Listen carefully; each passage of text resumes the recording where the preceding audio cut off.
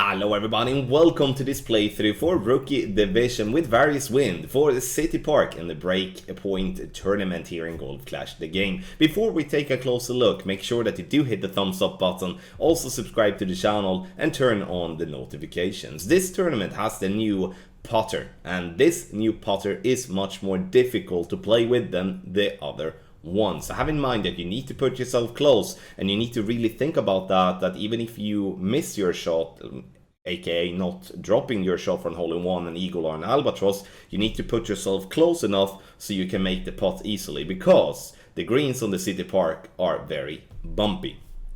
Make sure to scan the QR code here on the side, because then you will go directly to our exclusive tour text guides and the ultimate tournament guides, and you can start as low as $2.50 and you will get access immediately to the content.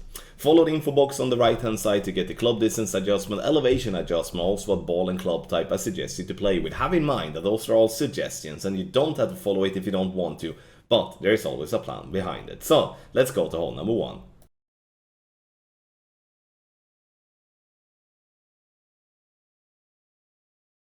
Hole number one, for those of you that do have Grizzly 7 or better, have a massive advantage here. Why? It's because of the ball guideline. Because when playing with a backbone like this, what I have here is to make an educated guess to how long the ball will roll and also in what direction it will bounce and come in towards the pin. I'm using a katana to use all the side spin here to avoid having to play close to any rough lines.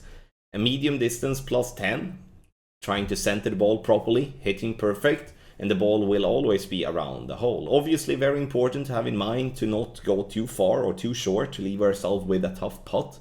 And bounces like that, you can see it gets into here a little bit too far left. The putt from here is not bad at all though, and we're getting ourselves a safe birdie, and the hole-in-one chance is most definitely there.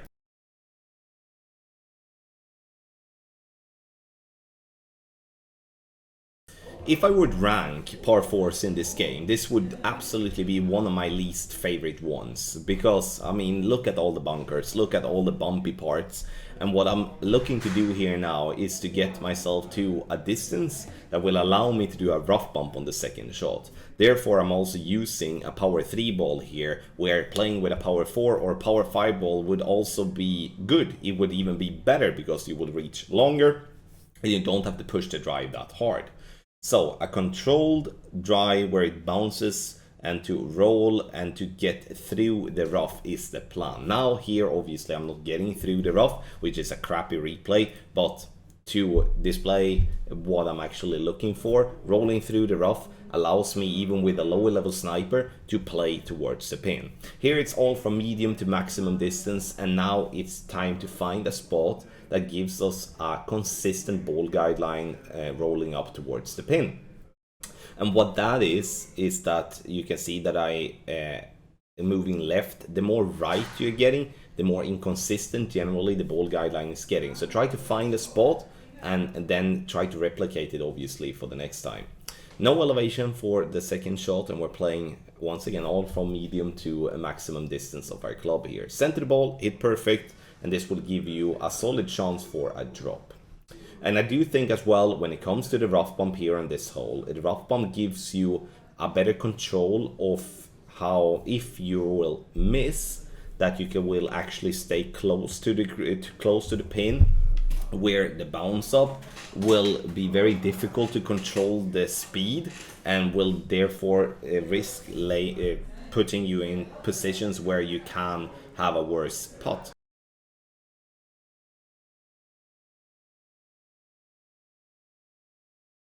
Hole number 3, playing from front tee, it's actually pretty boring, because even if you have a tailwind, you will never have the strength enough in the wind to allow you to bounce over the big rough patch without risking getting stuck into it. And you know, that leaves us the only way to just lay up. And I do believe that I do have a little different way of laying up than what you may think if you're when you're looking at this playthrough. So let's talk you through it. Max plus 10 with our quarterback, playing with a Kingmaker, as I want to reduce the wind. You don't have to play with a Kingmaker, as there is no real shot that needs us to have a lot of distance. Second shot, I'm actually going left. I'm using all the 4 backspin on my Sniper 7, trying to leave the ball on the left side of the fairway here. And the reason I'm doing so, it's because I'm going to go for a rough bump from the left instead of going from the right. Playing from the right is absolutely possible. The problem is, especially with lower level clubs, is that the ball guideline will fail you when it comes to the third shot, and that could leave yourself to a very tricky putt. Now, looking at the third shot, I'm going to keep the same elevation, which is no elevation at all, and medium distance as a reference, but it's obviously going to be all from medium to maximum distance depending on what type of distance you are in club-wise. So what I'm doing here now is that I'm trying to play into that little sticky spot that is there as well. This is a little skinnier rough bump, but as the wind is so low, it's going to take a lot for us to actually miss that one. And to add the last part with this is that going with this type of attack that we're doing here, what it does is that it's, even if I miss, it's going to put me in a spot where I do have a very makeable putt on the for the birdie. Because hitting a great left, let's take a look here now. It hits the rough, it rolls up, and you can see how close we are to the pin, that this is going to be a gimme putt. Whereof, if we would be trying to play from the side or using the slope or something like that, we might put ourselves in a spot where the putt is going to be very difficult to make.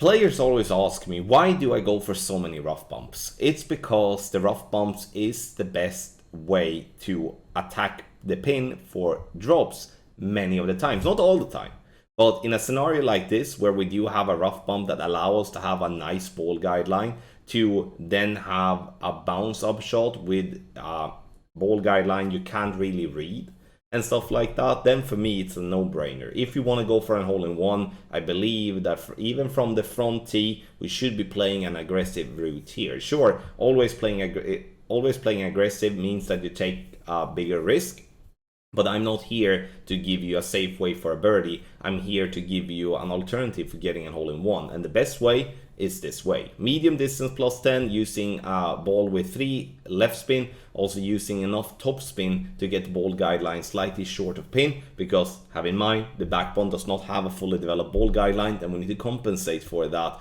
whereof once again a gracefully level 7 or better will have a massive advantage. Nice little drop here on hole number 4.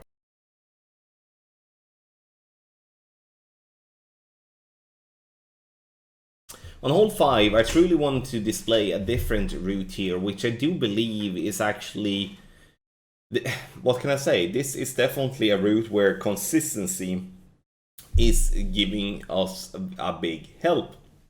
And so I'm starting at min, power 3 line, adjusting minimum distance plus 10. Once I've done that, I'm pulling back to min club again. I'm using all the backspin that I do have on my quarterback level 8. So my idea here now is to get the ball up that slope and to just fall down, and that's going to be a consistent drive distance, and it's going to leave us with a consistent second shot, allowing us to attack the pin with a rough bump. And I do believe this type of route is definitely going to be a route that's going to give us much more joy than if going to try to bounce either left or right of the tree. That could be tricky. So what I'm doing here is that I'm trying to find a little sticky spot that is right there, trying to play into that. Having a headwind like this though is going to have it. What I need to is to leave the ball guideline long, because if I'm getting the ball guideline to go at the hole, that's going to not have speed enough to get there. And that's something that is obviously very important to have in mind. So spins could be varied depending on what type of distance we have and stuff like that. Adjusting is 10% elevation through club distance, and you will notice here that unfortunately it's the top spin that is the issue, that we're not having speed enough to get the ball towards the hole, which is the only difficult part in headwind. Sure, we have the line, it rolls down, and we are inches away of getting it to drop. But a little different approach here in hole 5 that I wanted to display, which I do believe will bring some joy in the tournament.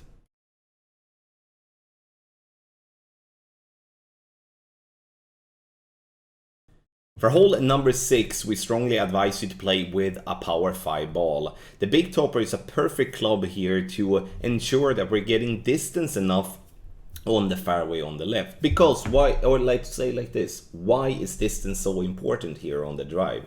It's because the second shot will otherwise be impossible to attack the pin if you're not getting far enough on the left. And the Big Topper does something that very few other clubs is doing, which is allowing you to go with a lot of topspin. Because playing with low-level extra miles, Thor's Hammer, Apocalypse and stuff like that won't give you more than, I mean, all from 4.5 up to maybe 6-7 bars of topspin. And here the Big Topper gives us more, and we can reach further, and combined with a power 5 ball will leave us in a spot that is like this. So you can see here now that we are not even at max club. So if you are a Sniper 10 user, use the Sniper 10 because of its better ball guideline. Now I'm going to have to just guess where my ball is going to end up, and sure, if we're looking at this now in hindsight, it's truly what can I say, it's truly it's obviously obvious that we're going to have this ball to bounce long, and it's going to leave ourselves for a bad putt. And that's something to have in mind, that leaving ourselves with a bad putt is not something that is recommended. So getting up here, up the hill, and the ball somewhat stays there, it's from here at least a easy putt. But if we would be rolling down even more left, that's going to be a much harder putt to make. So something to have in mind as well. 5% elevation, true club distance on the second shot.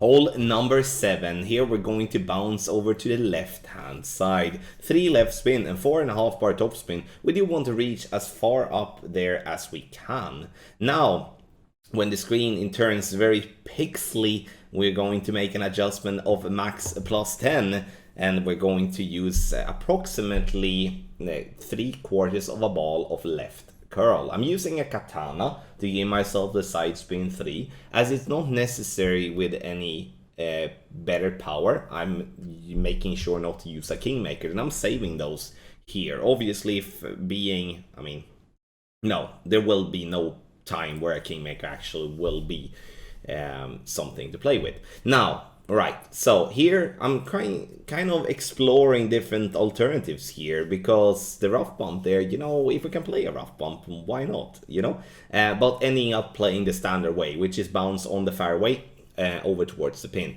Very important to back up a little bit here, because it's super easy to be in a spot where the glitch is in play. And when the glitch is in play, then we don't know if we're gonna go short or we're gonna go long, and what that will make is that gonna make for a difficult putt in the end. So back up a little bit like I did here, use spin to pin and make a proper adjustment. No elevation and true club distance. I'm reading the club distance a little bit wrong here, which makes me to miss just left, which means that I'm over adjusting and have to reduce my adjustment just slightly. But in my opinion, decent chance on hole 7.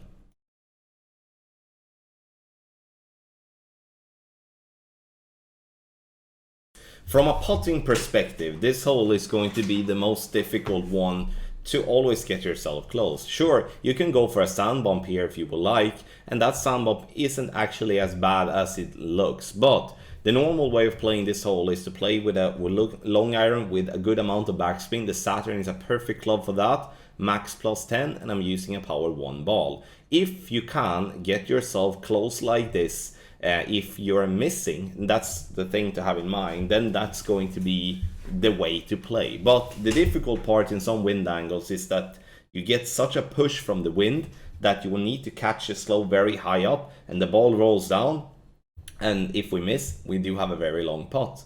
But this is a way of attacking the pin, which is kind of like an old school way. This is a par 3 that looks very difficult, but actually is a fairly good chance for a drop if you find the correct line.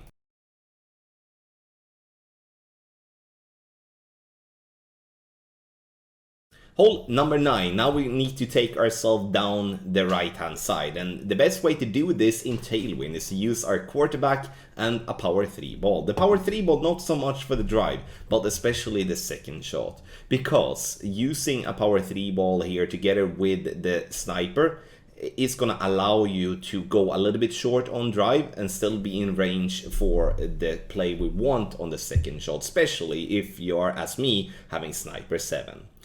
We're using curl to the right, using all the side spin to the right. We're also using all the top spin on quarterback level 8. We do want to get to around 315 to 320 yards.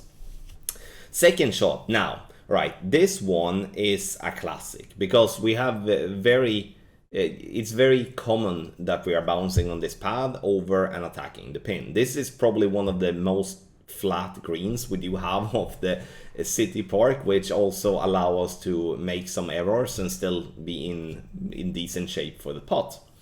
Second shot here should be played minus 10% elevation, but I'm actually making a pretty big error. I'm not sure if anyone noticed that, but I actually played it plus 10 instead of minus 10, and that obviously is going to make a difference. Not much difference because the wind is so low, but enough difference to miss on the right hand side, being over adjusted on this shot. But even if I miss, I make sure that I'm using spin that allow me to still stay close to the pin and getting a simple putt. Thank you so much everybody for watching this playthrough for Rookie Division with Various Wind here for the Breakpoint tournament and the City Park. Have in mind that we're playing with the new putter, and that putter is much more difficult to handle than the regular one that we are used to. So have in mind that you're going to have to put yourself close, otherwise you will struggle getting that ball in the hole. But that's also a little bit more exciting thing, or I don't know what you think. Let me know in the comment section below. Scan the QR code here on the side and get to our Ultimate Tournament guides on our exclusive tour text guide. You can start as low as $2.50. And we have package for absolutely everyone. Once you do sign up, you get access immediately, and you get access for 30 days. You also have the link in the description down below if you do not know how to scan the QR code. Thank you once again for watching. Good luck in your Golf Clash game.